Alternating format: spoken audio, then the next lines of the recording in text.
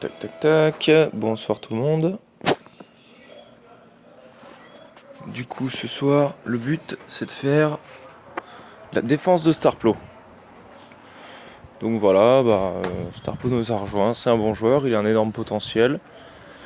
Il a un peu perdu goût au jeu, donc je vais essayer de lui donner 2-3 petits conseils sympas pour qu'il voit que il va péter le cul à d'autres types, un peu plus qu'avant, donc ça risquerait de lui faire plaisir.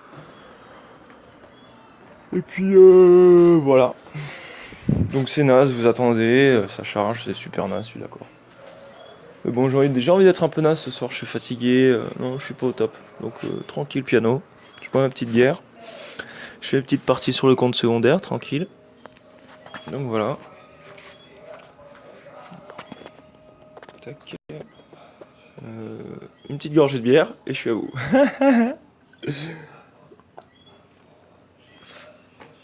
Bon allez, pour le fun, on va ouvrir ces petits coffres. De toute façon, comme d'hab, il n'y a que dalle dedans.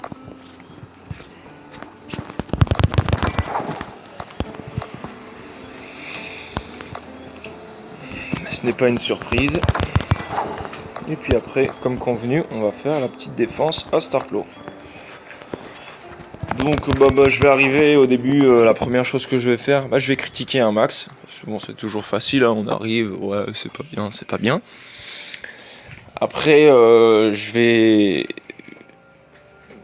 dire les conseils que je pense. Donc pour Starplo, il pourra remettre le replay pour modifier ses troupes au fur et à mesure, ce sera assez pratique. Beaucoup plus qu'un message et moins chiant à écrire. Donc après, si tu as un bon potentiel d'attaque et de défense, ce qui n'est pas le cas de tout le monde pour l'instant, même de quasiment pas grand monde, quasiment personne pour l'instant. Je n'ai rien dit, hein, vous êtes super, on vous adore. Hein. Non mais ça va venir, on est là pour ça. Et après je ferai des vidéos personnalisées en fonction des défenses et du potentiel, quoi. Mais et puis de toute manière, à chaque fois, je vais mettre les dates aussi sur les conseils, comme ça les gens pourront bien prendre conscience que ce conseil a été donné par exemple en juillet, ou ce conseil a été donné 4 mois plus tard en défense. 4 mois plus tard en décembre, je veux dire, pas en défense. Donc du coup, ça permettra de voir l'évolution aussi des techniques, et peut-être de nouvelles troupes ou quoi que ce soit. Voilà. Du coup, repartons sur nos moutons. Monsieur Starplo.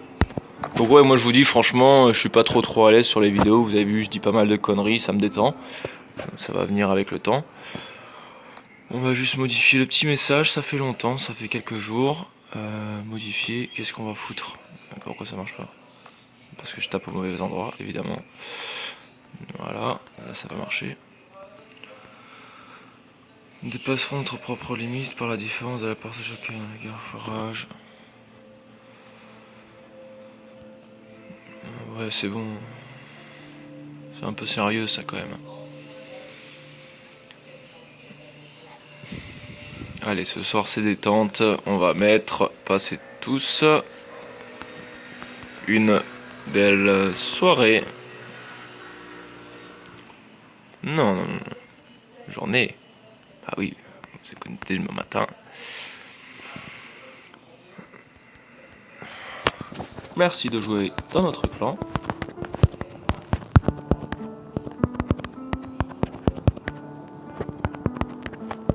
Et fuck off les curly.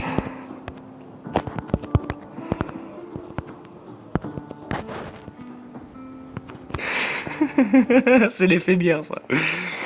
Fuck off les curly. On partage ensemble, c'est l'esprit d'équipe.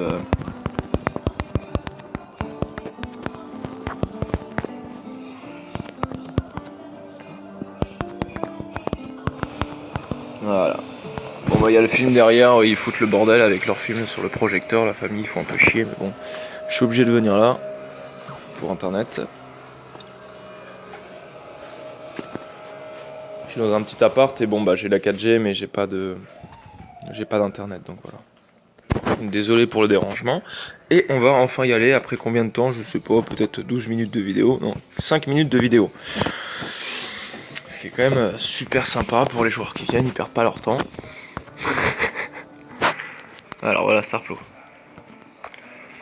Du coup déjà je vais vous dire, faut pas prendre ça pour un cas général, hein, parce que quand on est à petit niveau, la défense a une perception différente, c'est-à-dire qu'on a moins de vagues, le choix tactique est totalement différent.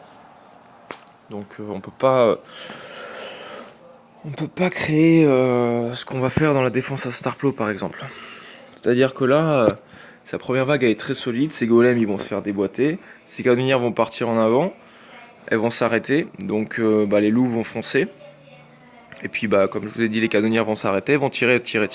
Sauf que le souci c'est que déjà ces golems ils vont se faire défoncer la gueule. Parce que bon, même s'ils sont niveau 15, 14, 3 étoiles, ça équivaut au niveau 15. En face, c'est des types niveau 15 avec que des étoiles qui vont l'attaquer. S'il se fait attaquer. Donc forcément, ça va pas faire long feu. Il faut se dire que dans sa première vague, il a 2 trains qui lui bouffent des unités. Donc les trains c'est bien, ils font des dommages. Mais les canonnières, qui sont des unités, se feront focus avant les trains. Alors que si vous rajoutez d'autres unités, les canonnières vont rester à l'arrière, les autres unités vont avancer, et les troupes ne vont pas chercher à tuer les canonnières d'abord. Ils vont chercher à tuer toutes les unités parce que les canonnières seront à l'arrière. Et je peux vous dire un truc, c'est que des canonnières, surtout spécialement celles de Starplo qui sont niveau 15 aussi, un équivalent, ça fait des dommages de folie. Ça tape en zone, c'est énorme, et c'est vraiment des unités ultra puissantes. C'est vraiment très très très très fort. Ça peut vous détruire des compos juste avec les canonnières, si vous arrivez à les tenir en vie. Donc moi là, ce que je conseille dans la première vague par exemple, déjà ces golems il en a pas énormément, il lui en reste que 8. Il en a sacrifié 5, ce que je conseille pas du tout, mais il l'a fait donc c'est bien, voilà, chacun son style de jeu. Et du coup, ce que je conseille dans la défense à Starplo, c'est qu'il parte sur tout d'abord, attendez, il a combien de cases déjà? Je vais compter 4, 5 et après 5 cases derrière. Donc ça fait...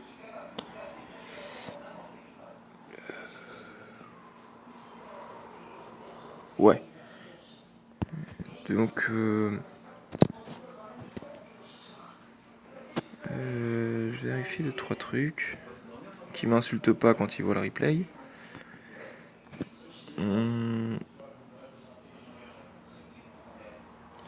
Donc là, ce que je conseillerais, ce serait qu'ils partent sur une rangée complète de Spartiates en première ligne.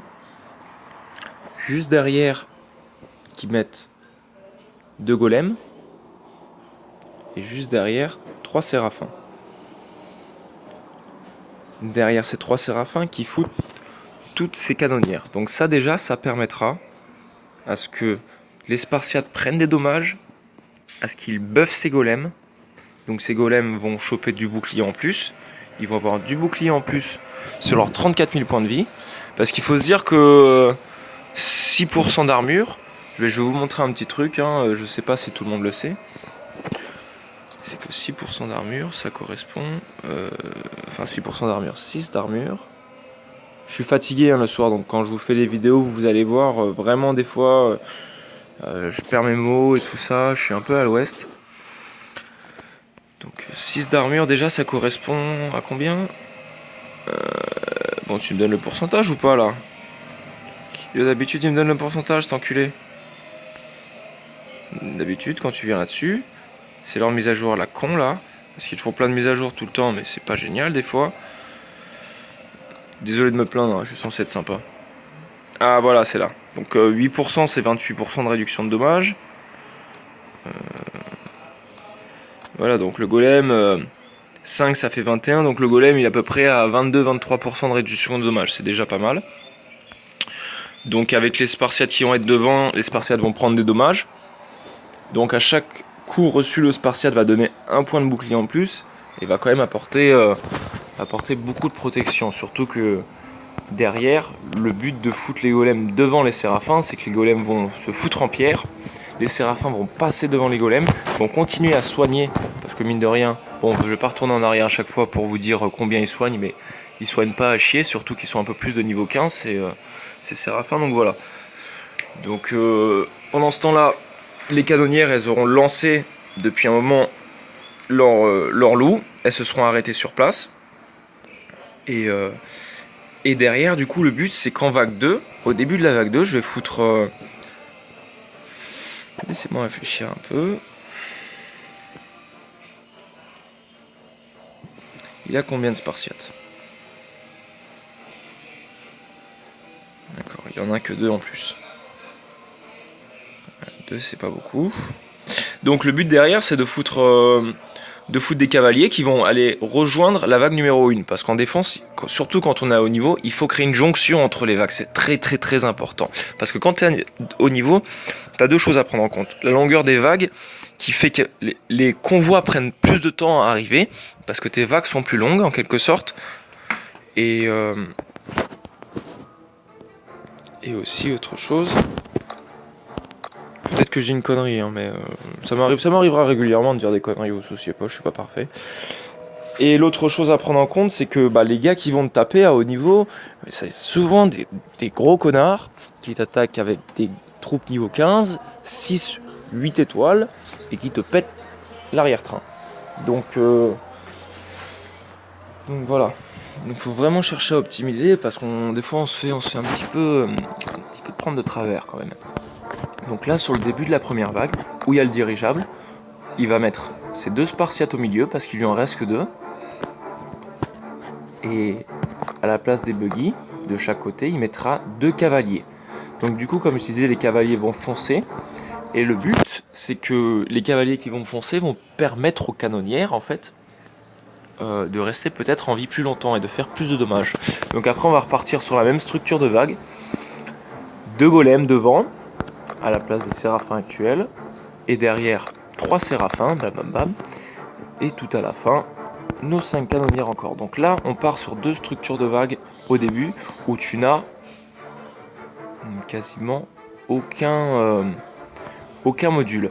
Donc faut savoir que à haut niveau, tu peux pas te permettre d'attaquer les convois au milieu, c'est quasiment impossible, parce que tes troupes, quand tu fais un combat contre des ennemis forts, elles meurent entre 30 et 60%. Donc, surtout quand le gars va attaquer au milieu, ça pourra arriver à Starplo qu'il ait des essais d'attaque au milieu. On verra ce que ça donne, mais je pense que ça vaut le coup de faire un test. J'ai jamais fait de vague lente sans module.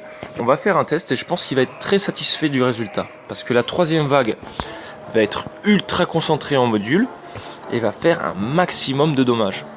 Parce qu'il a quand même vachement de super modules. Donc la vague numéro 4, on va la concentrer beaucoup en module aussi. Et la vague numéro 5, on va la laisser en rapide. Mais surtout dans une vague rapide, tu mets pas moitié rapide et moitié lent. Parce que là, sa vague rapide part. Qu'est-ce qu'il reste? Il reste ses séraphins, ses montgolfières. Ah mais j'ai pas critiqué. Oh bah c'est bon, je vais pas passer 1 heure à critiquer. Parce que j'avais dit que j'allais tout critiquer. Mais bon, on va pas perdre notre temps là-dessus. Et... Après, c'est que mes conseils. Hein. Je suis supérieur à personne. J'ai quand même pas mal d'estime de moi, donc des fois je mâche pas mes mots. Mais voilà, faut pas le prendre dans le mauvais sens. Et du coup, en vague numéro 3, après avoir fait ces 2 premières vagues-là, il reste combien de séraphins à mon corps? 3 séraphins.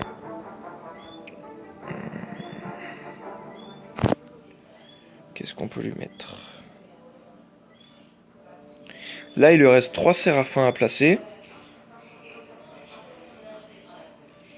Et des golems, j'en ai placé. Il lui en reste 4 à placer des golems.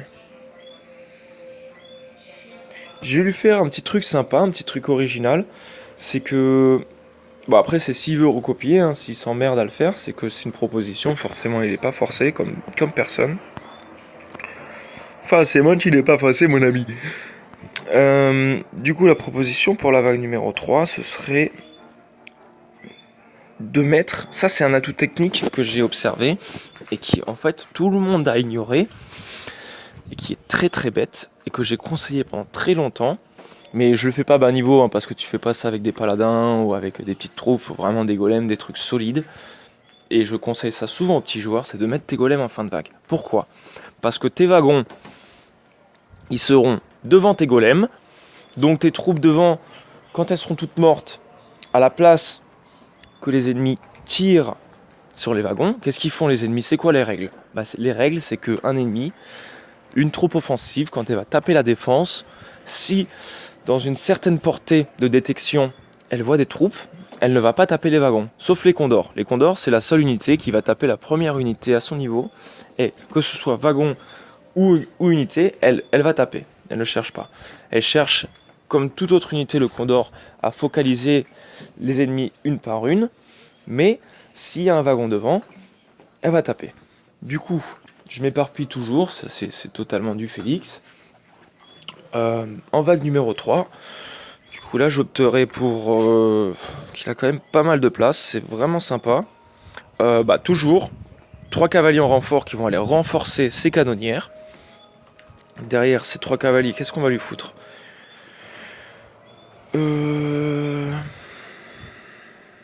Il manque de golem. Ça aurait été très bien qu'il ait quand même de golem en plus dans sa compo. C'est vraiment dommage qu'il en ait sacrifié autant. Et derrière ces trois paladins et les cavaliers, j'appelle ça des paladins, des cavaliers, je cours toujours.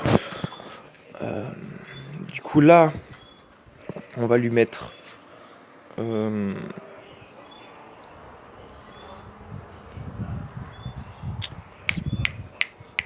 qu'est-ce qu'on lui fout? On va lui foutre derrière ça 2 golems. Après, donc là il y aura 2 golems sur cette rangée. Après, derrière les 2 golems, il y aura 2 séraphins. Un à gauche, un à droite. Au milieu, un ballon.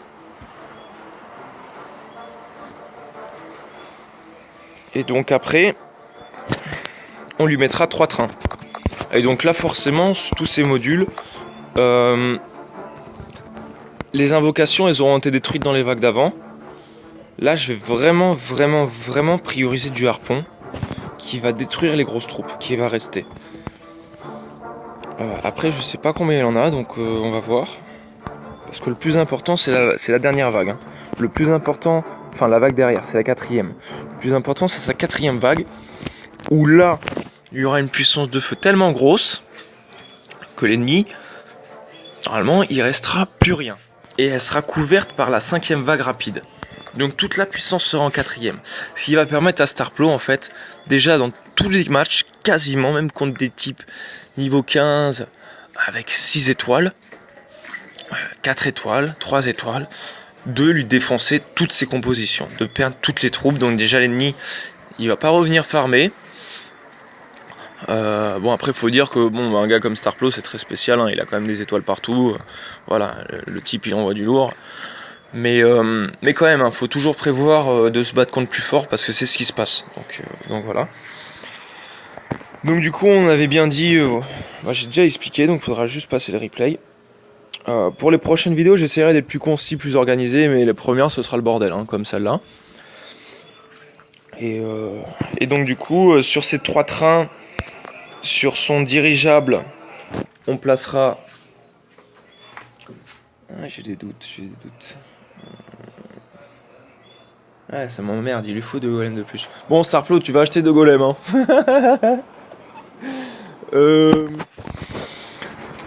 Ouais, du coup, on va foutre 3 Tesla et 3 harpons parce que j'ai pas l'impression qu'il en reste énormément des harpons. Il en reste 1, 2, 3. Donc, après ça, il en restera que 3. Donc, les 3 autres, on va les foutre en 4e vague. Donc, après le début de la 4e vague, il lui reste une ligne derrière. Il lui reste 2 places.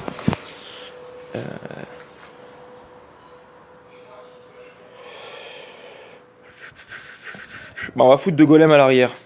C'est justement ce que je vous disais, de mettre des unités derrière qui va permettre aux trains d'avancer plus longtemps, aux unités d'avancer pour toucher les golems qui seront en fin de vague. Donc là on va mettre 2 golems en fin de vague. Après, début de la prochaine vague, on va mettre un séraphin à gauche, un séraphin... Ah non, il en reste qu'un seul. On va mettre un séraphin au milieu, 2 ballons sur les côtés parce qu'il en reste encore des ballons. Je sais pas s'il en reste 1 ou 2, j'ai pas vérifié. 1, 2, 3, 4. Sinon il peut même mettre 3 ballons ou laisser son séraphin de côté, voir après comment il le sent. Donc soit 2 ballons, un séraphin au milieu, soit 3 ballons. Derrière ça, on va lui foutre, je crois qu'il a assez pour mettre 2, 4, 6. 6.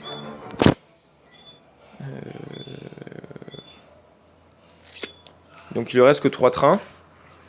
On va lui mettre 3 trains. Donc ça fait 3 ballons. Ou le séraphin au milieu. Donc après on aura peut-être une rangée de maréchal ou quoi. Il va meubler, il va voir. Les 3 trains. Avec surtout les harpons et les Tesla dessus. Toujours mettre ces unités, enfin ces modules les plus puissants sur les trains. Ils ont le plus de vie, ils renvoient le plus de dommages, ils taperont plus longtemps. Donc ça sera plus fonctionnel. Et donc derrière ça, qu'est-ce qu'on foutra? Donc là après il a quand même beaucoup de buggy que j'ai pas utilisé dans les premières vagues. Il aime beaucoup les buggy, donc on va foutre des buggy derrière.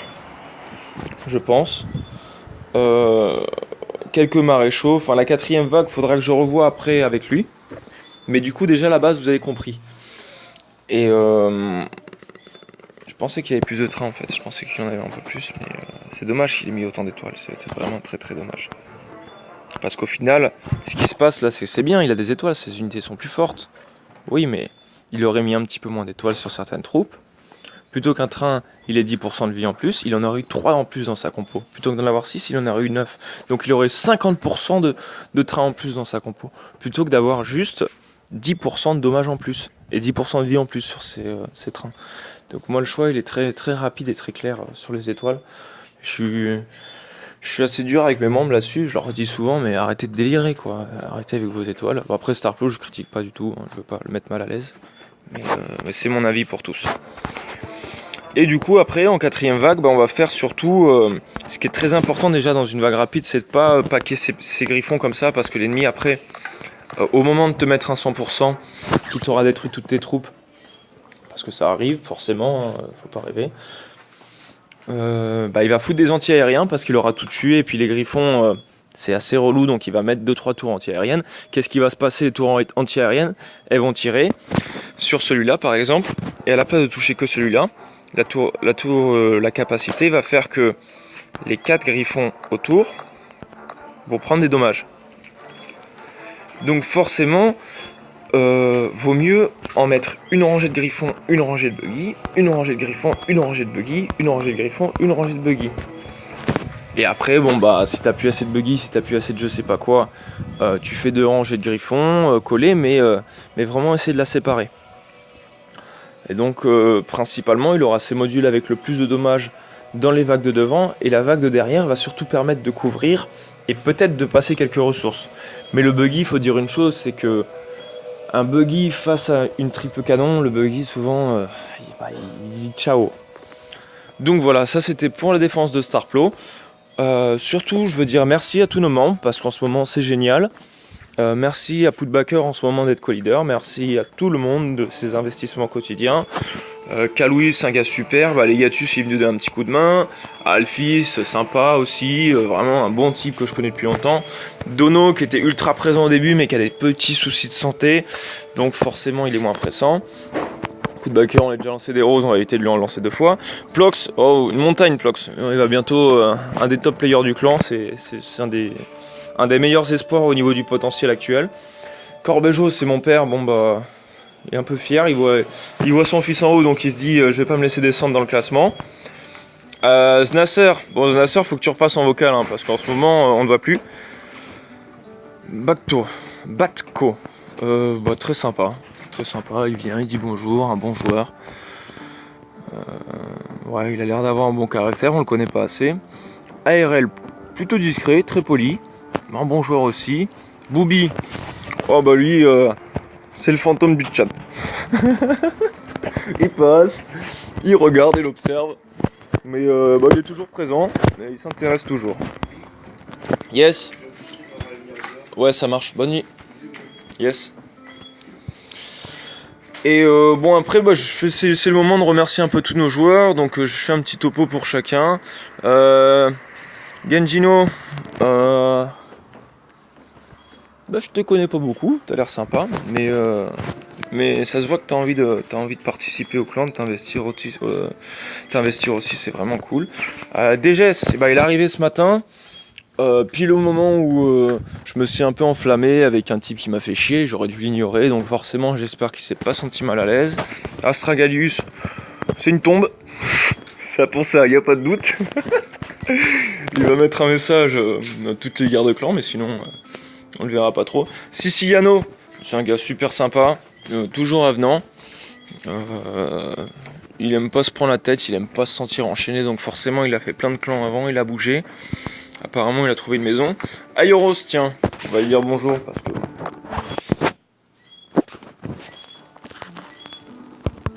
Il bosse de soir en fait, lui il est il bosse dans une entreprise, un truc assez technologique, où il bosse beaucoup avec des robots, et il fait pas mal de... il vérifie que ça fonctionne, quoi. Je trouve ça assez passionnant son métier. Peut-être qu'il se fait chier un max, on sait pas. Bon, travailler de nuit c'est pas génial, donc forcément on a les mêmes horaires vu que moi j'habite aux Antilles. Barcette. Barcette, qu'est-ce qu'on dit sur Barcette? Je sais pas, moi. T'es cool, Barcette. Regarde, t'es super cool aussi. Surfer 40, je crois que c'est un prof. Bon, il est sympa, il dit bonjour et tout. Baf, il est nouveau. Il a pas mis de baf pour l'instant au chat de clan, c'est bien dommage. On aurait aimé le voir un petit peu plus présent. Farmanu, ça je pense que ça peut être un très bon membre, il vient d'arriver aussi. De toute manière on a plein de mouvements en ce moment. José, bon, José l'ancien, il est sympa. Il vient, il dit bonjour. C'est pas un membre qui est là connecté tout le temps, c'est un père de famille qui vient de temps en temps, donc forcément il est un peu moins bavard que certains, mais voilà, il cherche toujours à participer, il dit bonjour, et pour moi dire bonjour quand tu te connectes c'est essentiel, et les joueurs qui le font pas, c'est principalement c'est pas principalement les petits joueurs à qui je demande le transfert, mais quand t'as un petit joueur qui dit toujours bonjour, comme Matt il participe et tout ça, je l'ai fait Matt, un gars comme toi tu nourris le chat, je te transfère pas. Un gars comme Dibou, jamais de la vie je le transfère, et surtout que Dibou c'est celui-là qui a quand même créé le Discord avec moi, donc il a quand même beaucoup taffé pour le clan. Donc après Arcane, désolé je vais te zapper, Krona super sympa. J'ai un enculé Arcane. On se connaît pas trop encore Arcane. Krona très sympa, un ancien du clan French Touch où on était monté premier français et premier mondial pendant 3 mois d'affilée, où vraiment on gagnait toutes nos guerres 100%, on les déboîtait.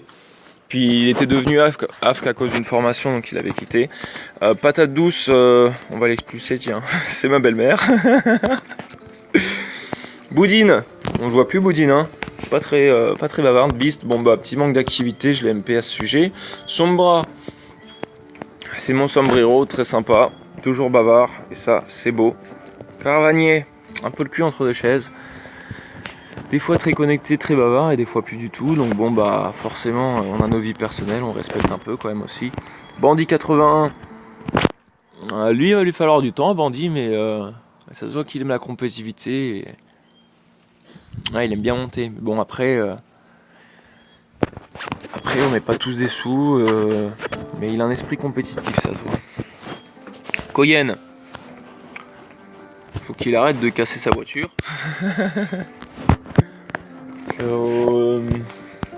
D'ailleurs, il y avait un ami à lui qui est venu et il m'a dit que peut-être il allait le rejoindre dans le clan secondaire pour pas le laisser.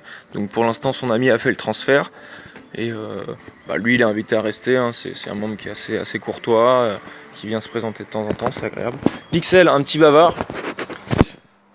Eiko, une demoiselle charmante que l'on ne voit pas assez. Pimous, on la connaît tous, hein, elle est tout le temps bavard, tout le temps connectée. Elle monte pas mal, très active. Fadzao, je sais pas qui t'es toi. The Wolf, pareil, hein. T'es qui? Matt, on en parlait. Vinutu, un nouveau, très sympa, très bavard. Basso, pareil que Pimous, dans le même style de joueur que Pimous, donc c'est franchement c'est valorisant pour le clan. Et notre dernier Dibou qui profite de sa popularité pour glander à la dernière place. Donc voilà, ça c'est à l'heure actuelle, donc forcément là on est que 42 sur 46. Les places sont déjà quasiment toutes réservées, hein. Ils vont venir très rapidement. Et puis ça va bouger. Donc le top clan, comme on avait dit, mon objectif c'était de passer en fin de semaine devant le FNA qui était 19ème à l'époque. Bon bah ils se sont cassés la gueule, aucun challenge, on leur a passé devant, c'est vraiment pas fun. Donc on est 20ème, avec tous nos nouveaux membres, on devrait se positionner, je pense, entre la 16ème et la 14ème place. Et puis en fin de semaine, pourquoi pas viser un petit 12ème, allez, un petit 12ème, un petit 11ème.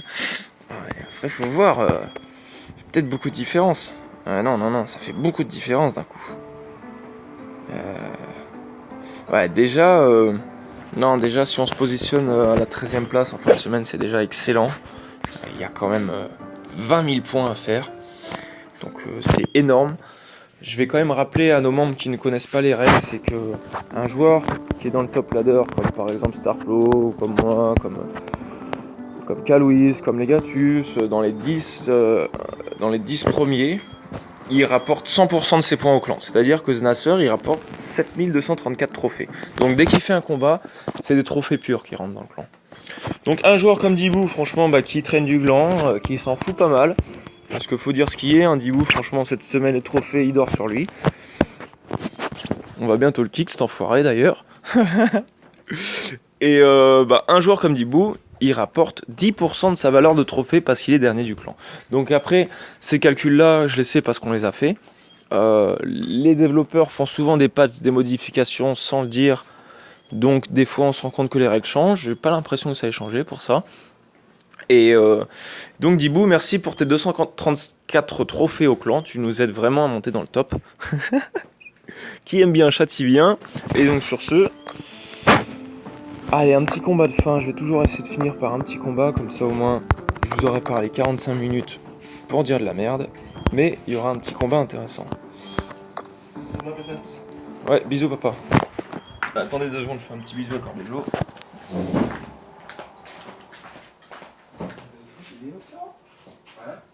Deuxième vidéo. J'espère. Bonne nuit. Et donc du coup, voilà. Les compos, comme je vous avais dit, j'essaie de pas trop mettre de légendaire. Aujourd'hui, j'ai fait un combat. J'aime bien faire des petits combats tests comme ça. J'ai fait un combat avec 9 mechas, 8 jeans. Et je crois que j'avais mis 4 à 5 inferno derrière. Et en fait, je me suis rendu compte que ma compo se faisait défoncer. Parce qu'il n'y a pas toutes les compétences des autres cartes. C'est-à-dire que le debuff du Condor, le fait de gagner une unité grâce au chaman, toutes ces choses-là font que ta compo devient plus puissante. Donc les liches, forcément à haut niveau, les squelettes se font facilement péter le cul. Mais les liches déjà ils tapent pas trop mal, j'aime bien les mettre. En ce moment j'ai une petite préférence pour les liches, et vu que je les mets tout le temps, on va changer. 4, il reste 4 places, donc ça c'est pas bon. Oh, et puis non, allez, je vais vous faire une vraie compo, ce qui fonctionne bien. Là, il reste 4 places, voilà. Voilà, donc je viens de passer mes mechas aujourd'hui niveau 14, donc c'est pas dégueu. Le reste va suivre. Mes chamans, je vais les monter niveau 14 aussi parce que je les utilise tout le temps, ils sont super pratiques. Après les épiques, je vais les monter aussi, c'est très pratique. Et quand même le but de sacrifier toutes ces épiques qui ne servent à rien, c'est quand même au final de foutre des étoiles dans son hôtel. Donc comme vous voyez, j'ai mis 2 étoiles sur mes mechas. Honnêtement, là aujourd'hui tu me dis, Félix, est-ce que tu veux que je te rende 3 mechas pour 2 étoiles? Je te fais, t'es un seigneur, parce que franchement, les étoiles, vaut mieux farmer, vaut mieux se donner les moyens, vaut mieux faire un combat de plus grâce à ces unités, plutôt que de gagner un semblant de niveau à la con avec des étoiles. C'est mon avis personnel, c'est un point de vue au long terme. Les top players, ils préfèrent claquer des sous et foutre plein d'étoiles, c'est pas le cas de tout le monde. On s'appelle pas tous Plox et on met pas tous 5 étoiles sur ces infernos. Et donc du coup je vais vous montrer ce qui en passe en mes tours. Donc j'ai 3 étoiles sur toutes les tours, ça fait quand même plaisir parce que à la place que ma tour niveau 14, je vais vous montrer ma tour, allez on fait un petit passage. Ouais, la vidéo est super longue, hein, je suis vachement dispersé, je vous dis. Donc après, je vais me canaliser, puis on ira sur des sujets plus brefs, plus courts.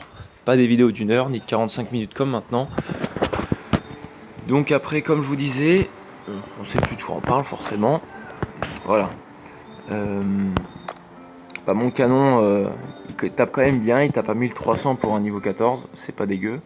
Surtout qu'il tape 3 balles à chaque fois, et puis l'hydre, forcément l'hydre, ça c'est génial, c'est une tour en fait, dès que vous débloquez votre hydre, arrêtez de poser vos tireurs d'élite à la con, mettez que des triples canons et des hydres que vous transformez derrière, vous avez un gain de puissance qui est énorme.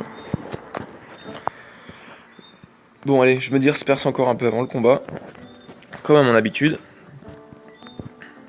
et donc du coup voilà, je tipi m'attaque et puis bon bah il n'y a pas beaucoup de 100%. Hein. Je crois que j'ai eu un 100%. Voilà, c'est lui, Wyvern. Il a eu de la chance, il a dû tomber sur la map avec les 4-4 trucs parce que lui, Wyvern, il en chie un max. Hein. Ah oui, Grégory, oh le petit Grégory des manouches. Il m'a fait une petite attaque aujourd'hui, le mignon. Ah bah t'inquiète, j'ai vu son attaque direct, contre-attaque, pam bam. Puis bon bah, j'ai chopé un convoi à 400 000, il devait lui rester 20 000 sur son convoi. J'ai mis 85%, c'est pas beaucoup, mais la prochaine fois que je verrai l'attaque, je connais sa compo, je vais le défoncer. Ah, les manouches, ils me touchent pas. Chouboum, il m'attaque pas, c'est bizarre, tiens. Il en a marre de se prendre des revanches. Trop du cul à la con. Ça, c'est la bonne rivalité saine, ça, c'est l'amour interclan. Wyvern, c'est une bonne proie. Hein. J'aime bien faire des revanches. Et attaquer des bots, ça me permet que les joueurs ne me fassent pas de revanche, parce qu'il faut dire qu'à haut niveau, les revanches, ça y va. Donc du coup, ça me permet quand même de passer plus de marchandises. Comme vous avez vu quand je me suis connecté, le convoi de 30 minutes, il est full, le convoi d'1 heure, il est full, et le convoi de 2 heures aussi. Et ça, je peux vous dire que ça y joue grandement. Donc apprenez à utiliser vos revanches, très important. Bon bah oui, c'est sûr, vous devez appuyer sur le joueur, appuyer sur revanche. C'est un peu plus long, ça vous coûte pas d'or. Et ça vous coûte rien de regarder. Et vous pouvez choper des gros convois comme ça. Donc je ferme ma gueule, je vais poser mes troupes parce que là, ça va pas le faire sinon. Donc là, je vais mettre mes 3 infernaux devant qui vont aller se suicider et que je réinvoquerai grâce à mes chamans. Donc comme vous voyez, c'est très condensé. Hein. Ma zone. Tiens, on va foutre la première là. Voilà, le monsieur, qu'est-ce qu'il a fait? Il a fait. Par contre, très con le gars, hein. C'est-à-dire qu'il te fout les Spartiates devant très bien. Puis qu'est-ce qu'il te met derrière? Une rangée de 3 daubes qui vont choper le bouclier et les golems n'ont aucun bouclier. Donc forcément le gars, comme vous pouvez remarquer, c'est un blaireau. Je pense qu'il va me défoncer le cul là.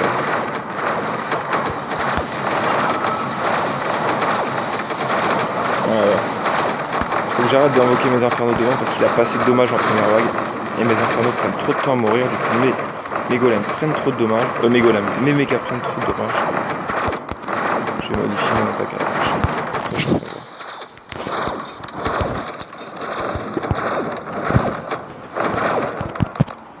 Donc comme vous le voyez forcément, les hydres, ça chie pas. Hein. Ce qui est bien, c'est que ça vise toujours l'unité la plus faible. Donc qu'est-ce que ça fait? Ça récolte l'or tout simplement. Là il a envoyé sa petite vague de chariots rapides. Bon, je crois que c'est un free to play hein, quasiment Wyvern. Pour avoir un convoi comme ça avec des chariots rapides en dragon, du coup c'est un bon client. J'ai de bonnes relations. Et juste pour vous dire, c'est un des seuls ennemis à mon niveau actuel quasiment où j'ai des troupes qui me restent encore à la fin. Donc forcément dès que je le vois, que ce soit un convoi à 100 000, à 200 000 ou à 700 000, je vais attaquer. Un petit partage pour le clan. Et voilà, fin de la vidéo, merci à tous. 39 minutes, c'est beaucoup trop lent, j'en suis conscient. Et on va essayer d'arranger ça pour la prochaine. Merci. Et n'oubliez pas de dire bonjour quand vous vous connectez, un petit salut, ça coûte pas cher.